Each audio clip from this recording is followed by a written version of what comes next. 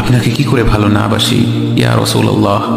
যখন আপনি আমাকে ভালোবেসেছেন সেই 1400 বছর আগে, যখন আপনি আমাকে মিস করতেন, আশা করতেন যেন আমার সাথে দেখা করতে পারেন, অথচ তখনও আমি জন্মই হইনি। সেদিন সাহাবীরা আপনার চোখে পানি দেখে বলল, ইয়া রাসূলুল্লাহ, আপনি কাঁদছেন কেন? আপনি বললেন, আমার ভাইদের খুব দেখতে ইচ্ছা করছে। সাহাবীরা বললেন, আমরা কি আপনার ভাই নই ইয়া রাসূলুল্লাহ? আপনি বললেন, না, তোমরা আমার সাহাবী।